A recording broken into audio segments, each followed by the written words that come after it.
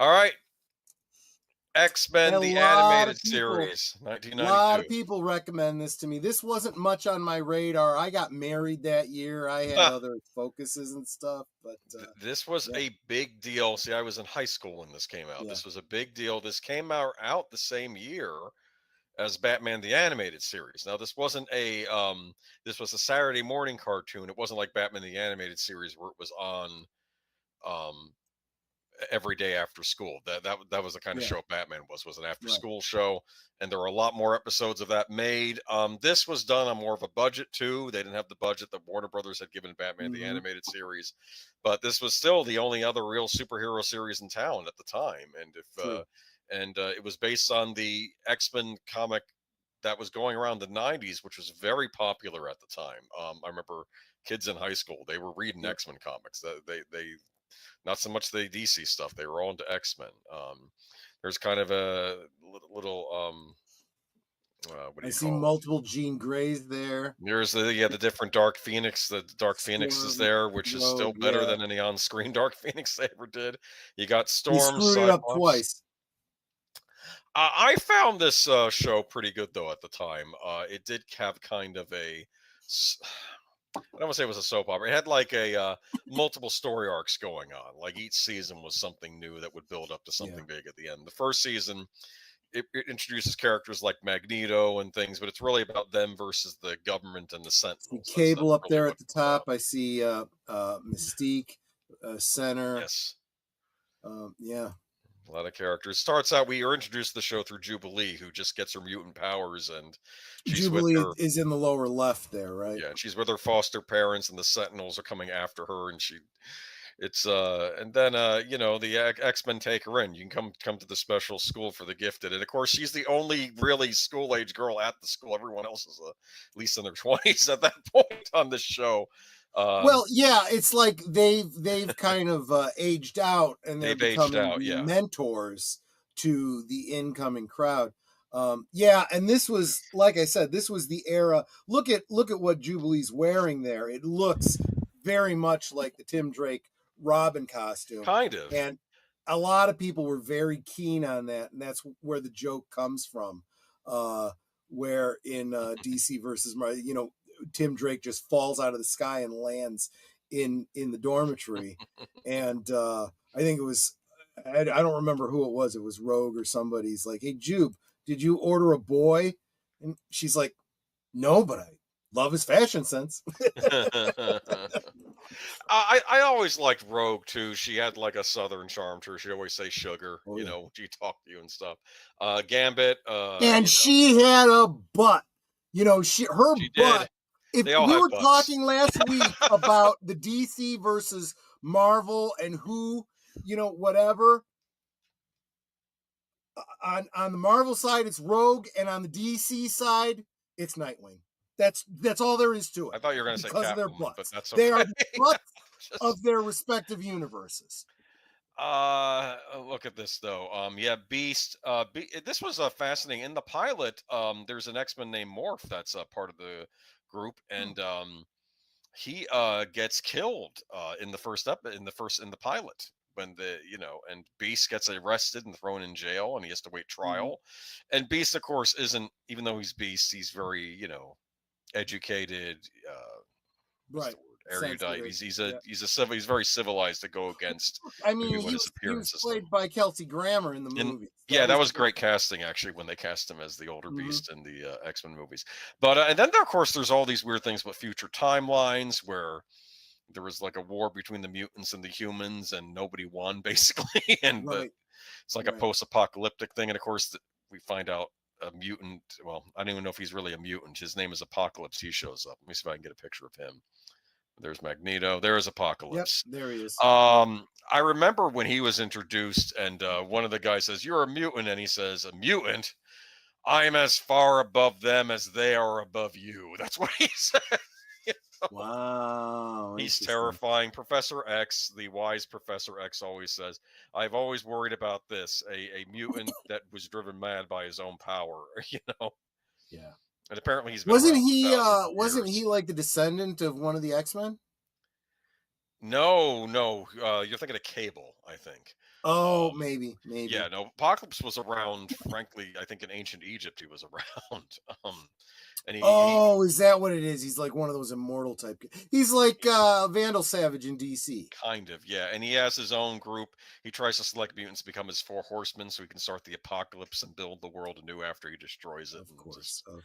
And there's Magneto, who we learned, of course, not through this show. They kind of they said he was they alluded to his past, but they didn't go full on that he's actually a Holocaust survivor. Right. So Right. he had a great line on the show: "Make peace with the humans. They can't even make peace with each other." Yeah, You know. that's true. But great classic cartoon. Holds up. I remember Young Ripper was saying it's legit. You know, that's what he's Oh yeah. is about this. Well, and Yeah. see, for all the people that want to, push woke agendas and stuff like this, X-Men was your storytelling method for representation of everything. I don't care if you were gay, minority, male, Right. female, whatever your thing was that you felt oppressed because of, that's what the mutants represented. That's right. It wasn't on They're the nose. outsiders. Right. They're Exactly. outsiders from society. That's the thing. Oh, Jesse Green says Angel was one of the four horsemen. Yes, and when Apocalypse gets hold of him, he becomes Archangel. And I'm sure all this is from the comics. I should really go back and read a lot of these great X-Men comics from back in the day. Mm-hmm. But X-Men 92 And was not. nowadays Whoa. you Yeah, can, I know. if you're really looking at, getting first editions and collecting and stuff like that, there's omnibuses out there that you can easily get and read in, chronologic order and stuff. That makes it a lot easier. This And was the first. Oh, well, just real quick, just, to Netter. Yeah. I'm broken. Can you help, please? Are you really supposed to have more of that? I'm fine. You're saying you're fine. I'm going to watch you slide off your chair into a puddle on the floor. We'll see, maybe, but it's just up on the bar. Okay, I'm going to actually. Are you going to have more of this? Do you think? If so, I'm going to put it in the freezer, get it cold because it tastes much better cold. Okay. Not that I'm encouraging you to drink. Well, we'll see how I feel after I finish that. I'm not drinking it fast, so Captain America shows up on I'm this disappointing my audience. I'm not getting drunk. Did you hear what I said? Captain America shows up on this X-Men cartoon. Because unfortunately, wasn't he just in the Spider-Man and His Amazing Friends last week? he was.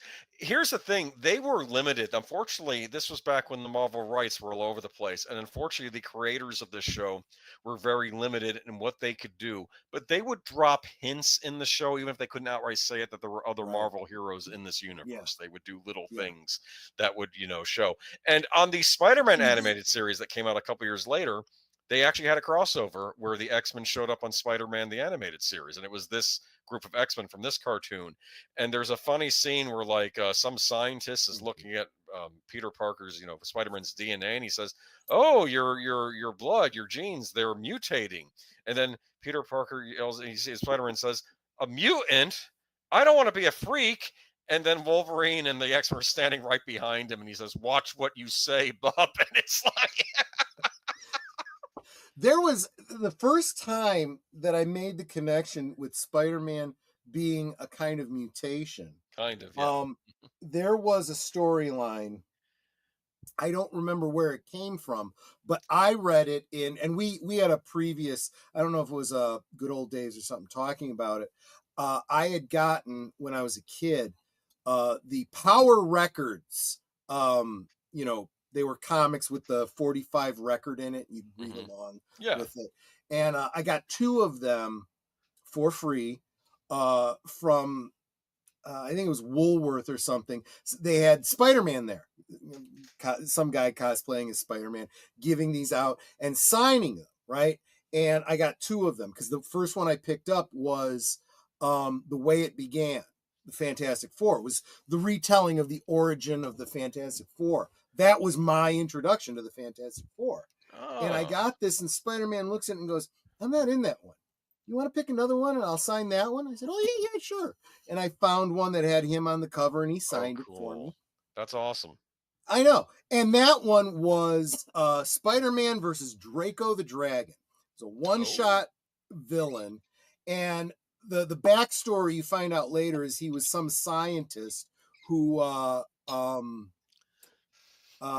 don't remember exactly what caused him to morph into this giant fire-breathing, bipedal dragon with wings. But he created a robot army of lizard men like him. So they were all robots except him. And he gets into a fight with Spider-Man. He's trying to take over the world, and Spider-Man's he's like, you started out as Dr. whomever such and such, and you change. You're just like me. He goes, no, you are a freak. You are a mutation by accident. I, on the other hand, and he, takes credit for his alteration or whatever. And of course he ends up getting himself killed or whatever, because whatever. Anyway, it's not important. That line stood out to me. The whole mutation by accident. You are a freak. And I'm like, okay, so he may not have been born a mutant, but he became a mutant. So one could argue Spider-Man is a mutant. Maybe. I did want to make a point too. That reminds me of a line from the season finale of the first season of X-Men when the I guess Sentinel Prime, was it, or I don't know, maybe the head of the Sentinel robots, and there's the U.S. senator saying, "Why are you shooting at humans? You're only supposed to kill the mutants." And the Sentinel turns to him and says, "Mutants are humans," or I'm not seeing a distinction like you. Then he realized, oh, we're in trouble now because that's robots exactly are just going to turn on all of us. So I like the fact the robot wasn't right. What? The whole idea of an intelligent weapon that you set against somebody and they decide, there's no difference between these people you've sent me against and you. So you're all getting wiped out. The robot isn't a bigot. That's what I got from that. Well, that's true. Yeah, an equal an equal opportunity destroyer, right? Exactly. No, but classic series. No, got a follow up on Disney Plus that I haven't. Do you know I'm a mutant? You are? Technically, I am a mutant. I have a genetic condition called Factor V Leiden thrombophilia. Oh, wow. It's a mutation, and I'm patient zero in my family. No one else before me, has it or is a carrier. It's just a mutation, and I have it, and it's a condition that causes me to the clotting factor in my blood doesn't like to shut off. So I can very easily get clots. So I have to take blood thinners to manage it. And I'm like, I could have had X-ray vision or, super strength or whatever. I got to be the clot. Well, what kind of a superpower is that? Well, it reminds me on X-Men, the animated series, there were mutants that didn't have powers. Like there was one guy that just looked funny because he was mutant. He says, I don't have any powers, and the people are still attacking him in his apartment. They're like, I'm not a threat to you. I don't have any powers. Leave me alone. And therein is the problem, right? Because and it goes back to what you're saying about the Sentinels, right? What do you consider to be a mutant? Any genetic anomaly that happens spontaneously is a mutation. Spider-Man getting bit by that spider, it changed his genes, he mutated, right? He wasn't born with it, but he's still a mutant, right? I have this clotting factor issue that nobody else in my family has. It wasn't handed down to me or something. I'm a mutant, right? And this happens naturally all the time. I mean, most of evolution is because of mutation.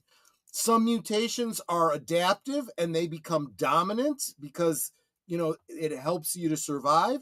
And some are really, really bad and they, end up getting killed out of the, Darwined out of the gene pool. The most interesting, I don't know if you call it experiment, but observation that shows up in all the textbooks is there was this one species of moth that was really, really good at blending in with the bark on trees. Their wings looked just like the bark. It was like a dark, dark brown with the same pattern. And, they'd had it for, who knows, maybe thousands, millions of years. But then something happened in that region where a volcano put out a bunch of ash and turned every single tree like gray with ash. And when the moths would land on the tree, they'd get picked off by birds because now they stand out. But you know which ones didn't? The ones that had a certain mutation that made them look gray. And they're the ones that and survive. they thrived. But that's a mutation. That's how mutation works in nature. Oh, thank you, Geek Flag. The leader of the Sentinels is called Master Mold. I remember now. Okay. There you go. It's been a while since I've watched this. I did get them on DVD recently, though. I found them on eBay and stuff, so I may go cool. rewatch this.